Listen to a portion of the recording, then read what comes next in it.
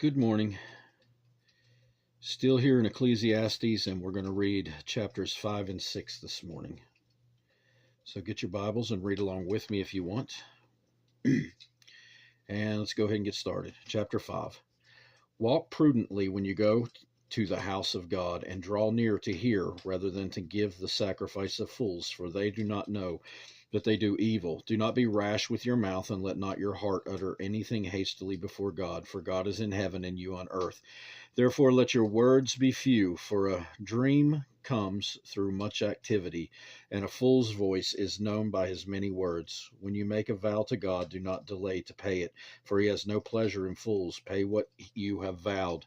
Better not to vow than to vow and not pay. Do not let your mouth cause your flesh to sin, nor say before the messenger of God that it was an error. Why should God be angry with you?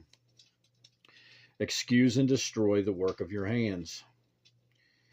For in the multitude of dreams and many words there is also vanity, but fear God.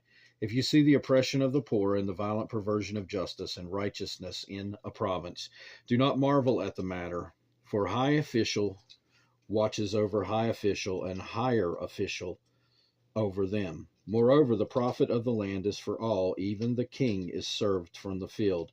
He who loves silver will not be satisfied with silver, nor he who loves abundance with increase.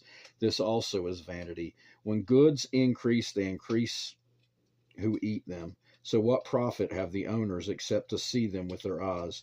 The sleep of a laboring man is sweet, whether he eats little or much, but the abundance of the rich will not permit him to sleep.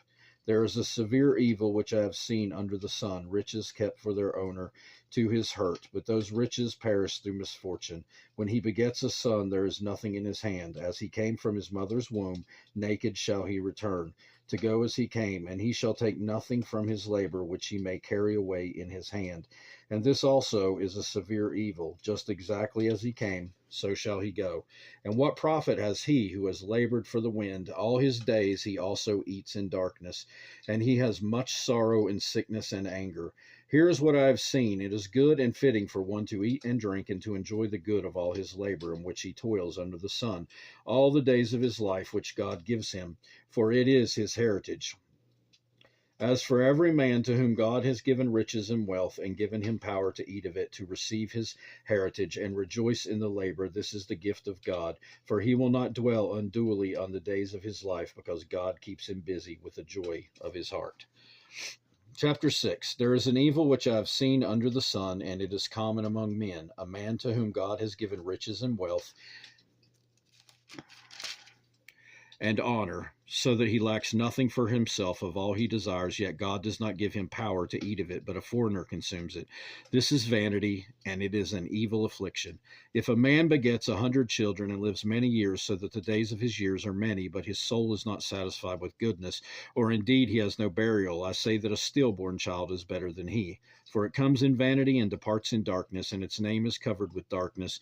Though it has not seen the sun or known anything, this has more rest than that man, even if he lives 1,000 years twice, but he has not seen goodness. Do not all go to one place. All the labor of man is for his mouth, and yet the soul is not satisfied. For what more has the wise man than the fool? What does the poor man have? Who knows how to walk before the living? Better is the sight of the eyes than the wandering of desire. This also is vanity and grasping for the wind. Whatever one is, he has been named already, for it is known that he is man, and he cannot contend with him who is mightier than he. Since there are many things that increase vanity, how is man the better? For who knows what is good for man in life all the days of his vain life, which he passes like a shadow? Who can tell a man what will happen after him under the sun? And that will do it for today. God willing, we will return and read more in Ecclesiastes soon.